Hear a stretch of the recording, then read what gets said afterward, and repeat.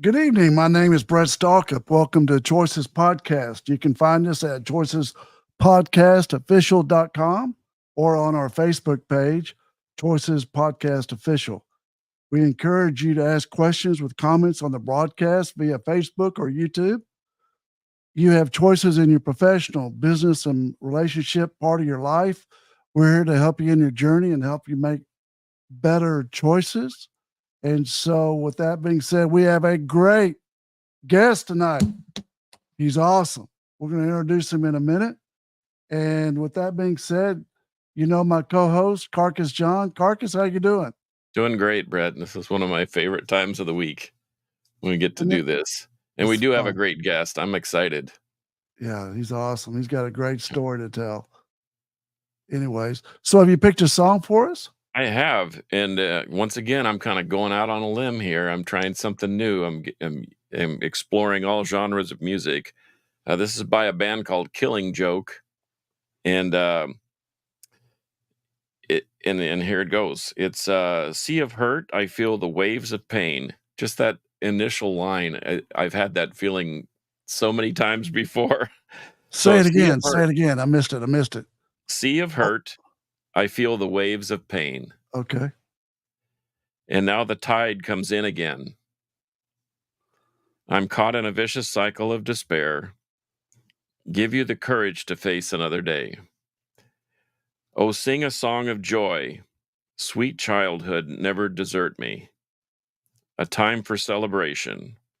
Overcome with a sense of elation. I'll never let you get to me. Survival is my victory.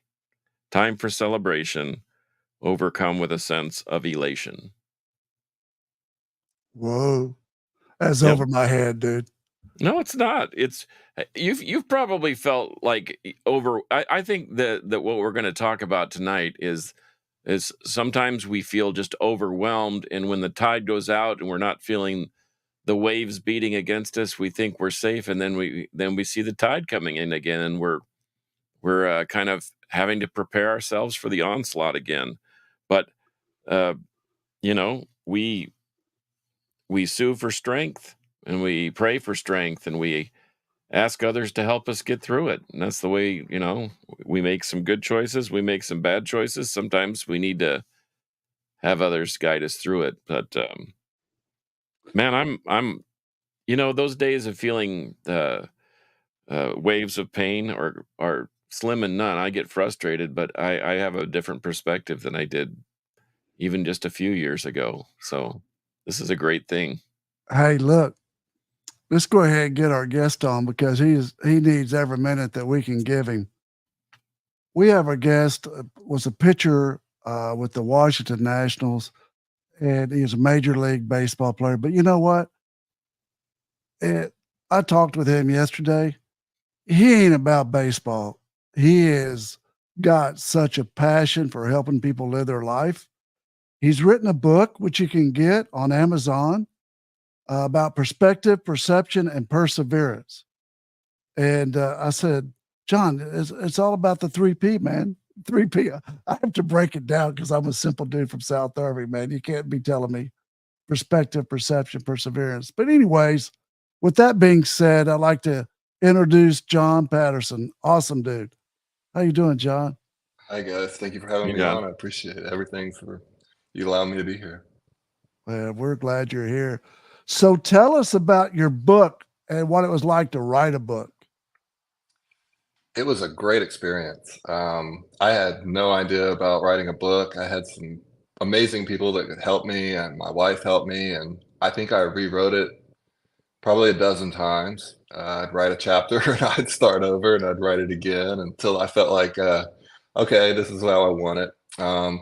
But it was therapeutic for me. I had a lot of things I wanted to say. I had a lot of internal turmoil that I wanted to release and just get rid of, things that I felt like I was holding on to, and secrets that I felt like I was holding on to. And I was like, I have to let this go. So my therapy was, I'm going to put it on paper and I'm going to try to help as many people as I can through my story. Wow. So I asked you earlier, tell us a little bit about your history, about your story. Yeah. So I grew up in a baseball family. My dad was a second round pick, played 8 years with the Baltimore Orioles. My mother was his high school girlfriend and lived that life with him. And growing up, I heard stories about my father. I grew up in a small town in East Texas and had an older brother. So I was always a younger brother tagging along. And, I learned a lot at a young age. By the time I was 9 years old, my dad came home from work one day, and I sat on the tailgate of the truck with him in our driveway, and I said, "Daddy, I want to be a Major League Baseball player when I grow up." And he said, "Well, these are the things that you need to do. These are the things you need to focus on." I said, "Perfect, let's do it."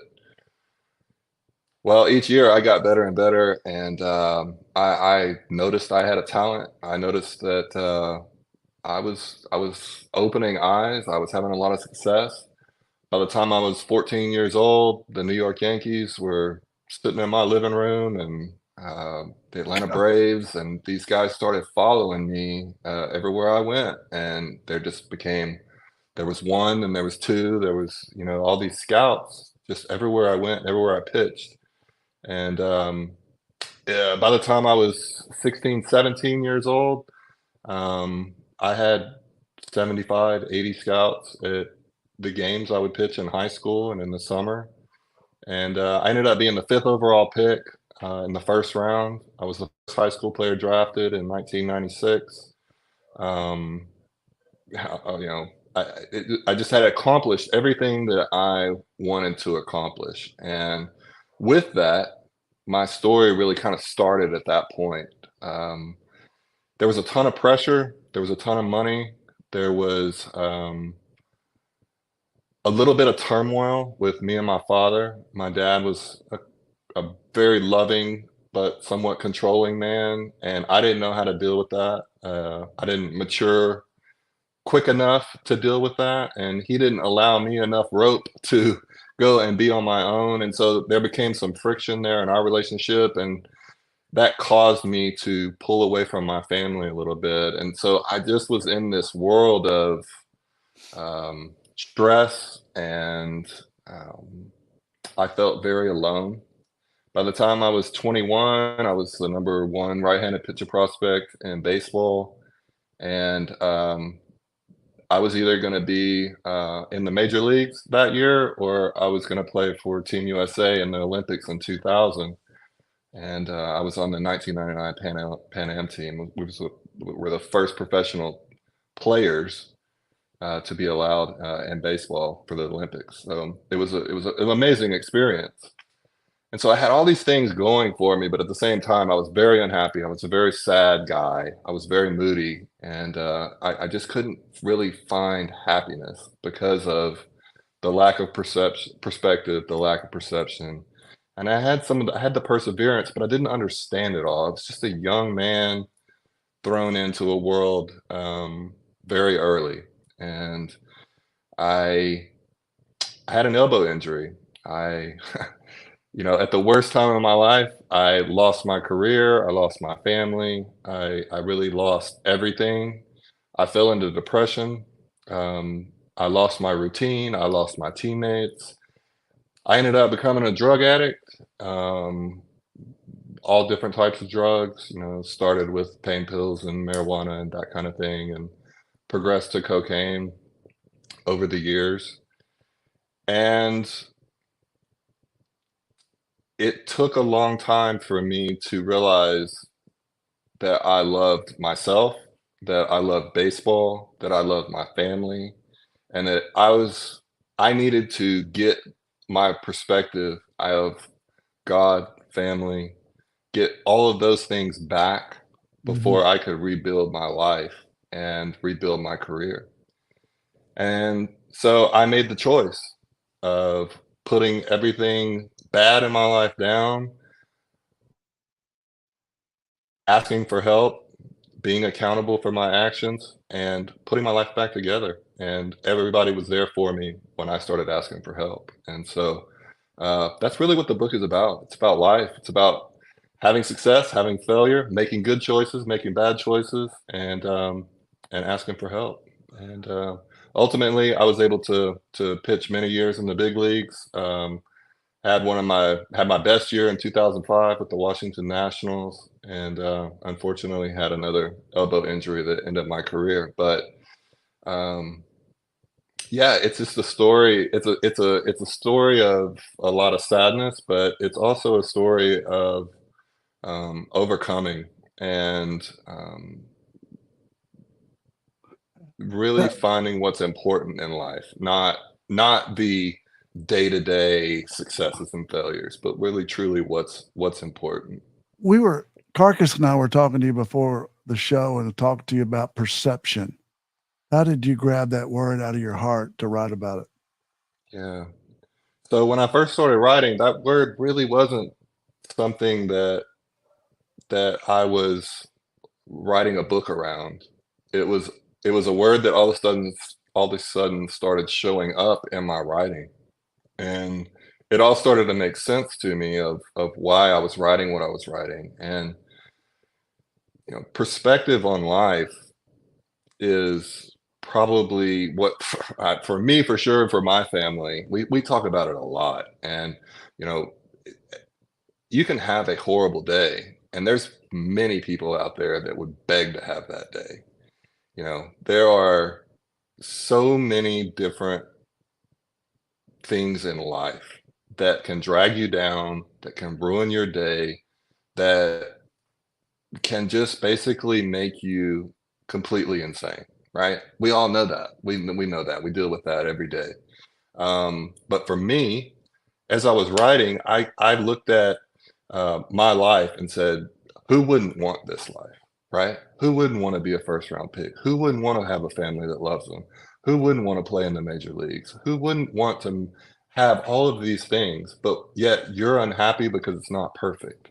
And so the perfection part is what was basically ruining my life. Was I was after perfection instead of just going out, having fun, enjoying each day, and understanding that it's not going to be perfect. You're going to have bad days, and it's not always going to go the way you want it.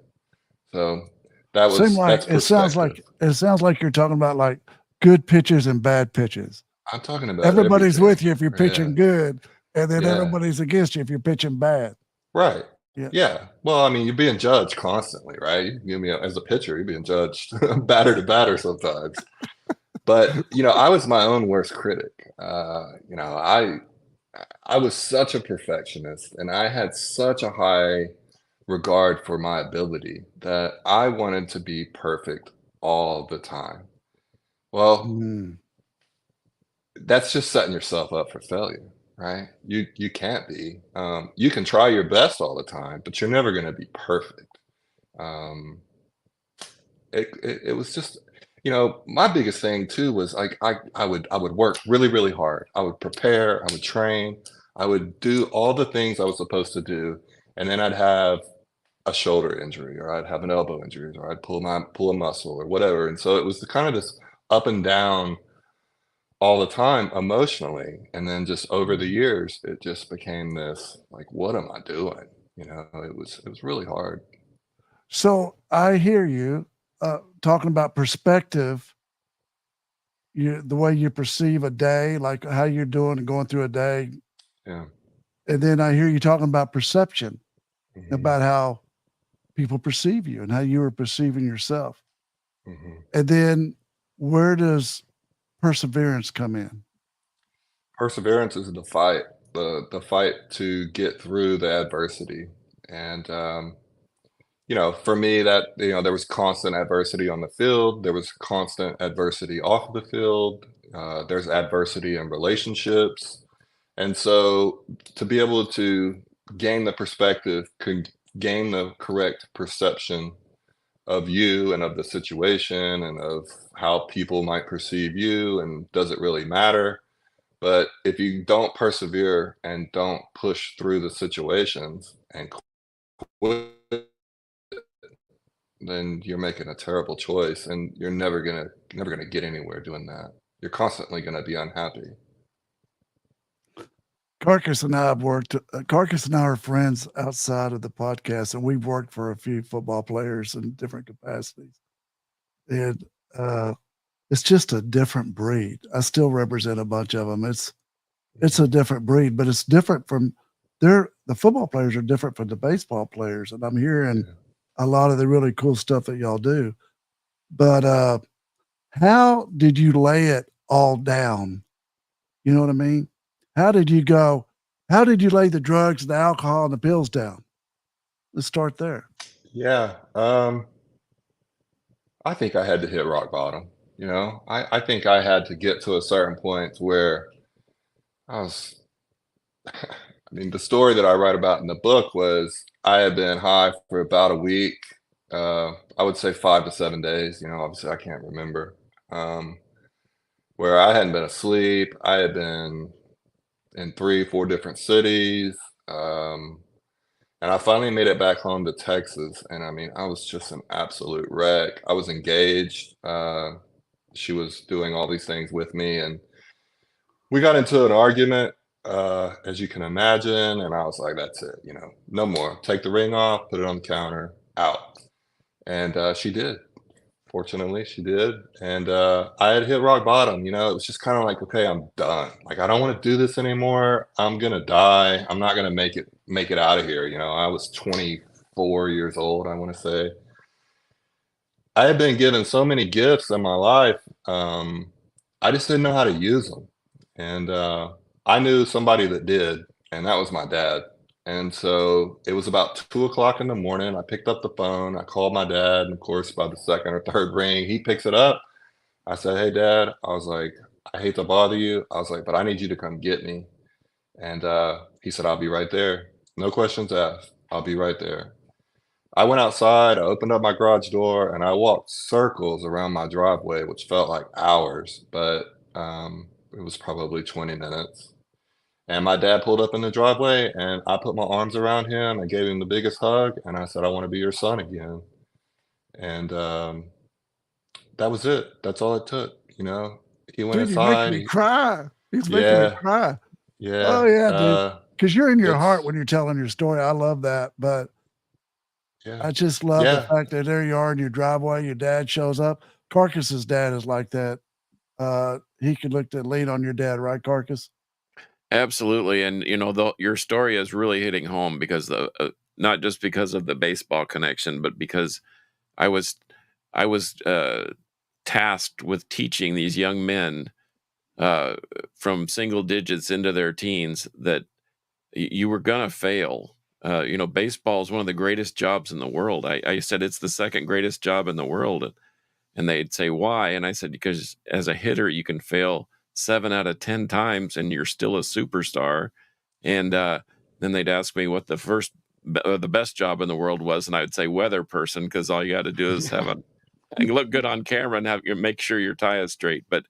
Um, but what you're saying is true. There were kids that took it really super hard, and especially the ones where there's talent and there's a higher expectation just because people know that like you were a first round pick. I mean, not many people have that gift or that opportunity, and there's a lot of pressure on you to not only perform for the team but for the fans too. And I can only imagine the weight and the burden of that on you. So what you're saying is um is hitting really close to home. But to Brett's point, my father, I could call him like you did.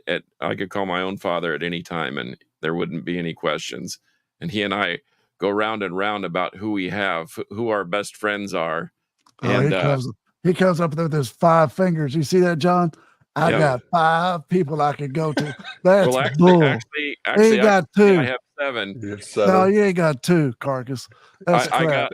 got I got the Lord. I got my dad, All and right, that's 2. I put Brett on the middle finger.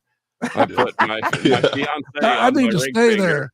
I need to and stay and there, Carcass. and I have my daughter on there too because she and I have become close over the extremely close over life for various reasons. But yeah, hearing your story is heart wrenching. But it's like I used to tell my kids: at some point, you're going to get out of the slump and you're going to hit the ball. You're going to hit the strike zone. You're not going to walk people, and we're going to score runs, and we're going to win. And that's what you're doing right now. You've got out of the slump, and you've made some adjustments. And that's the thing about baseball. It's all about a game. It's a game of adjustments. Even if you've been doing the same thing for your whole life, it's interesting, like we talked earlier before we went on live, that just a few millimeters here and there make such a huge difference. There's so many nuances in the game. Let me It ask you really this, is. John. Yeah. So, being a pitcher, dude, you're all in your heart. That's what I wish you lived here because I'd be your friend. Seriously, because I cry at the drop of a hat. But it sounds like being a pitcher, you have to live in your head. You have to Yeah. you know what I mean? And then you had to lay it I'm all very down. analytical. Yeah, I have a very analytical brain. Yeah. It comes across that way. That was something that I didn't understand about myself either. You know, like if I could have understood that about myself earlier in my career, earlier in my life, you know, maybe I could have made some adjustments, right? But I could get so analytical and I could break things down so much that I would go out and pitch a really good game. But because I was analyzing it so hard, I could only see the failures and I couldn't see all this, or I could see them, but I didn't focus on them. Perspective, That's perception, right? yeah, it is It's perception. just this constant battle, internal battle. My battles were not with batters. My battles were internal and they were with me. Yeah. Sometimes they were with umpires, but mostly they were with me. You think It was yourself me to death. against me. It was Yep. me against me all the time. And I could just hanging out with you for the first time here, I can tell there was a disconnect between your head and your heart. That ain't good. I've been Right. doing recovery for 40 years. And Yeah. you got to open up that heart and see where the pain is, you know? Yeah. And that's not fun. But it sounds like No. it started on the driveway with your Absolutely. dad.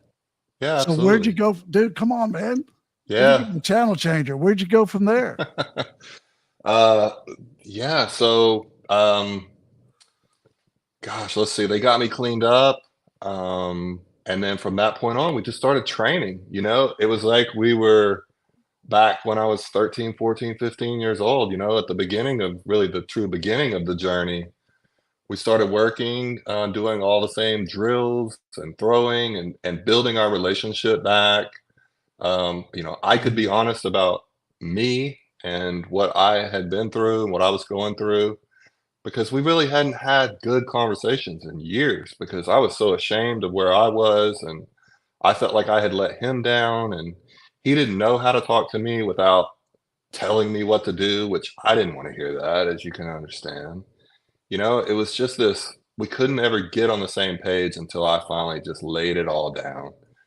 And the other thing that needed to happen, right, is you need to change people, places, and things. Yes. So it's kind of like, well, I love it. I'm about to leave Texas and I'm about to go back to Arizona, which is where all this happened. And that's not good, right? Like the best thing that needs to happen for me is I either need to get released or I need to get traded. And I went and I had a decent spring training. I didn't have a great spring training, but it was still so new. It was still so fresh that it was hard for me to find my footing there. It was a lot of the same faces. It was the same places. I needed a fresh start. And the last week of spring training, I got traded, and it was the greatest thing that ever happened to me. That was Jesus. And That I was was Jesus. so I 100% agree with you that you know, God stepped in and he knew Yep. what I needed. And I got traded to Montreal, which this was the last year there was a team in Montreal, but I didn't care. I didn't care. It didn't matter where I was going. It was that I needed to go. And it was a great blessing because I wasn't even in the same country, right? Not only was I in a different town, I was in a different country. We played a lot of games that year in Puerto Rico. We played Montreal. We played all over the United States. I mean, it was great. And I was really able to get new friends, new places, new things, Were and you 12 stepping just kind of be at the happy. time? And I was building back happiness. Um, I was not drinking, and I was constantly talking about my problems. but I was not 12-stepping. No. Oh, wow. That's I cool. never really went through a program like that. My addiction wasn't like I had to have it. My addiction was always just this escape, right? It was just when I felt sorry for myself or I felt bad, I would just escape. I'd just go dig a hole somewhere. And but I could put it down when I wanted to. And I know there was a lot of people that believe that, but I also had this really good network of people around me that I knew I could pick up the phone, and I didn't hide it. That was probably the biggest thing that helped me was I just didn't hide it. I didn't hide my problems. A lot of people already knew, but I talked to the training staff. I talked to teammates. I talked to my parents. I talked to the general manager. Right? Like everybody really kind of knew, and they were there and very supportive of me, um, which helped me stay clean, stay active, and stay positive more than anything. You're going to hear it right here. I've been consultant for treatment centers, blah, blah, blah. I've represented a lot of people in a lot of despair and bad situations. But I've always said, I don't care what works as long as it works. Yeah. You don't have to go 12-stepping. You don't have to go to treatment. You don't have, you go to therapy. Whatever it is that works for you, it works. That's it, Yeah, brother. I don't get preachy on how to recover. I focus Yeah. more on the things. I ask a lot of questions that I want people to recognize or think about, and let people make their own mind up, their own choices, right? Yeah. Um, you know, uh, some people can't go sit in an AA meeting. I get that. That's hard to do, but you can also find other outlets and help, right? Every time I go to AA meeting, sometimes I hate to say this live. Oh, but I used to have to go. This old man made me go to the White House in Dallas. Have you ever heard of that place? It was divided 4 tables, 2 on the left and 2 on the right. And the one on the left was non-smoking, and the one on the right was smoking. And I'm Right. like, Bobby B, if you don't get me out of here, I'm gonna beat somebody up. This Yeah. is not good for me to be in here. No. Anyways. So No, that was never good for me either.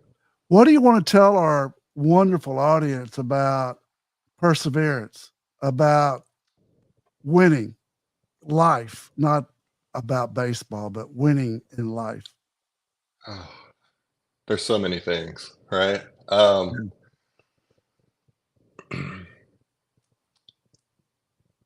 Success and failure is something I talk a lot about of how you define success and how you define failure. And I, the best way that I found how to deal with am I having success or am I having failure is am I learning or am I not learning, right? There's two kinds of people in the world. There's people that learn from other people's mistakes, and there's people that learn from their own mistakes. And then I guess there's a third person. There's people that don't learn at all. Um, and there's a lot of them too, Yeah. right? Yeah. But I was a person that I wanted people could tell me stuff, and I was like, you know what? I think I could do it though, right? And then I had to go learn whether I could or I couldn't, but I learned from that mistake somehow, some way. So learning about how to define success and failure for yourself, and then also understanding that at some point you're going to have to pay the piper, right? You're going to make a choice, and you're going to either make a choice to do things for God's glory, or you're going to make a choice to not do it for God's glory. And when you make the choice, and when you start making the correct choices, lots of really good things and lots of really good people come into your life, and the things start to get a little brighter. The sun starts to shine a little bit more, and I just think that you start to set an example, and from that example becomes even more joy, and then you get knocked down a little bit, but you go, you know what? I know what success and failure is. I'm living, I'm learning, I'm having success, but I'm going to make some mistakes.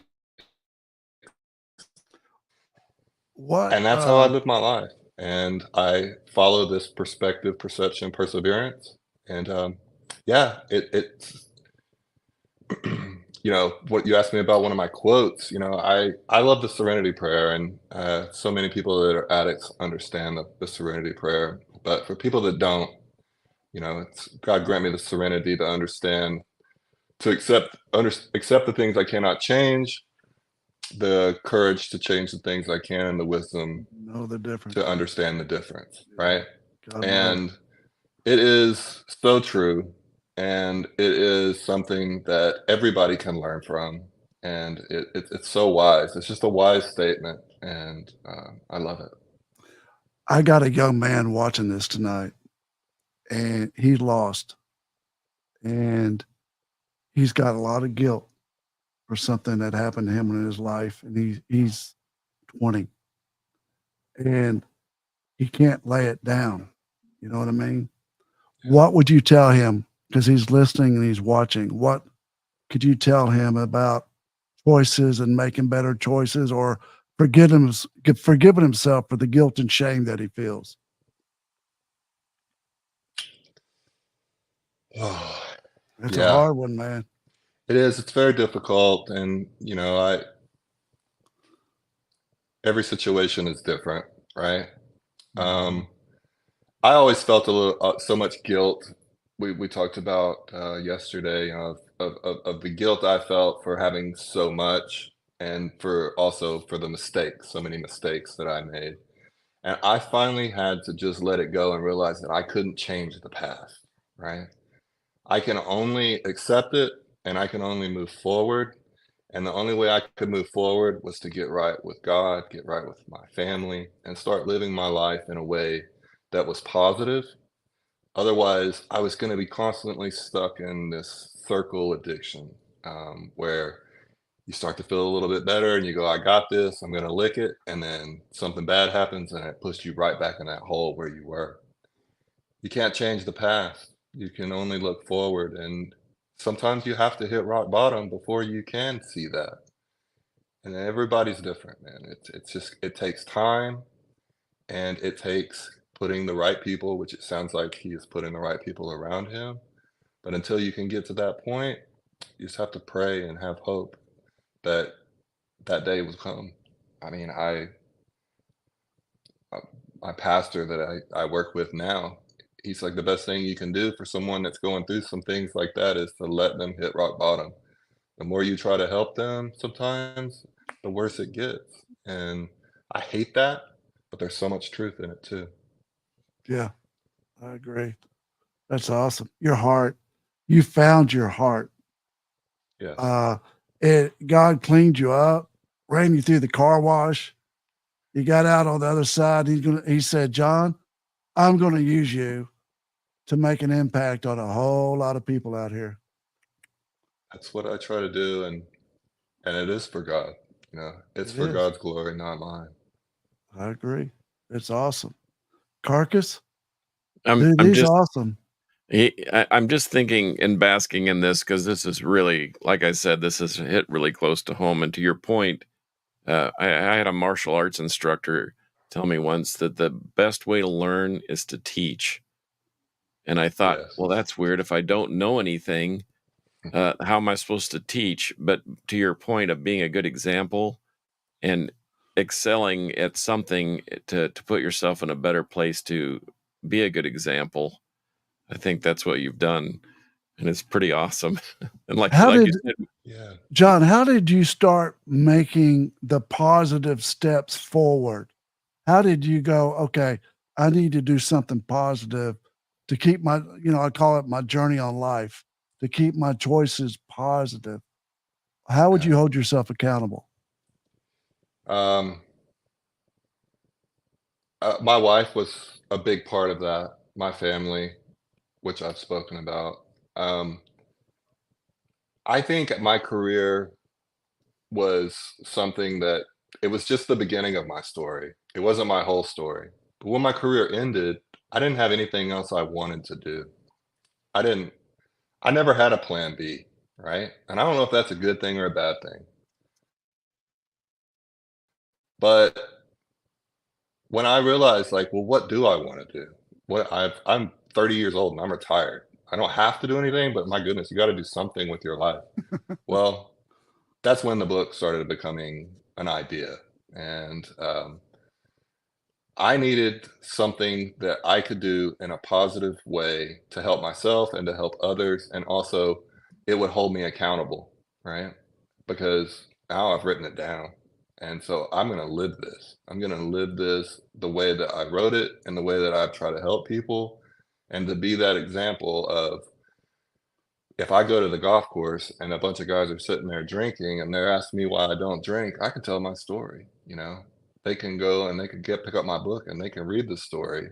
And I've had so many guys that are able to come back to me and go, "Man, I didn't know that about you. That's a great story. And It's this your is what calling happened to card. me. This It's is your what calling happened to card. me. Let Yeah. me tell you what happened to when I was a young kid and this and that." And it just kind of opens doors.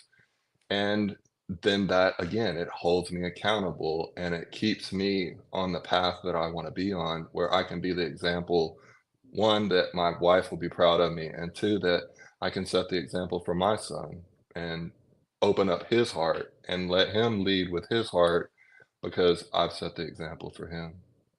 Yeah. That's awesome. That's awesome testimony. I was saved by a preacher named Tommy Nelson. Have you ever heard of him in Denton Bible? I have not. He was quarterback in North Texas. I drove. I was lost. And a lady friend of mine said, "You need to go. Tommy Nelson has an appointment with you." But he told me before he witnessed me, he said, "You're going to have an opportunity to make a difference in a lot of people's lives. I don't want you in a strip joint.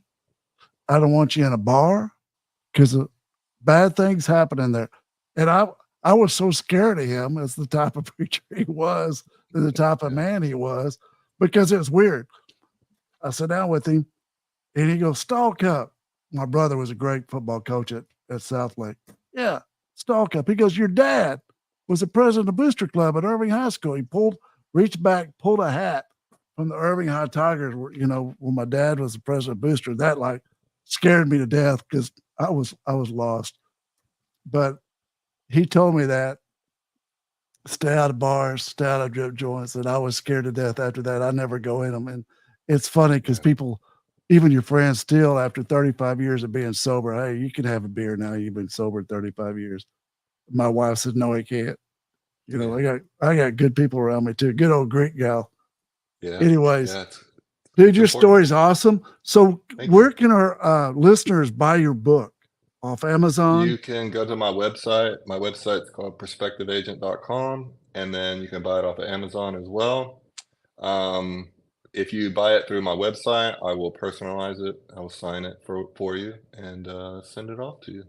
So, That's yeah, awesome. I also, you can send me emails through the website as well. That's cool. Everyone's going to do it. So what do you want to say about how your book and how perspective, perception, and perseverance comes into play with choices that people make every day in their life? Yeah, everything's a choice. Choices and control. You can control three things. In my way of thinking, you can control three things. You control your actions, your reactions, and your emotions.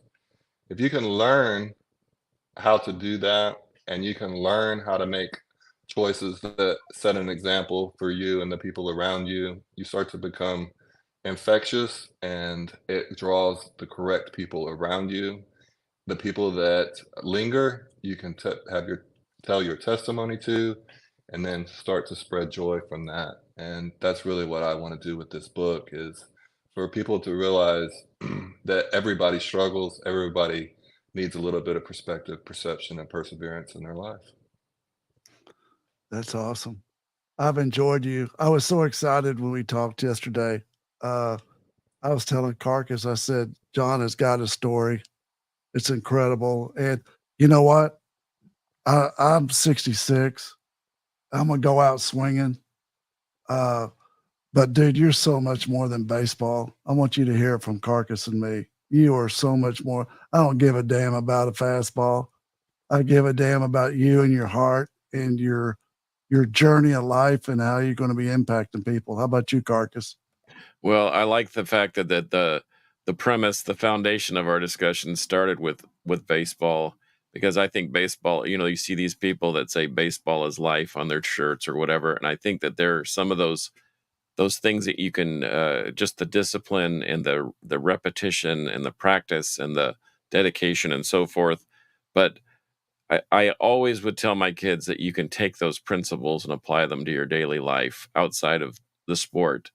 And I think that some of those things that you did, and with you and your dad getting back to your roots, I think that's just an imperative. And it's been a real joy to just listen, just to sit back and listen.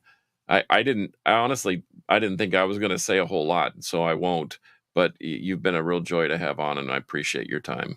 Yes. Thank you so much. I've So enjoyed it.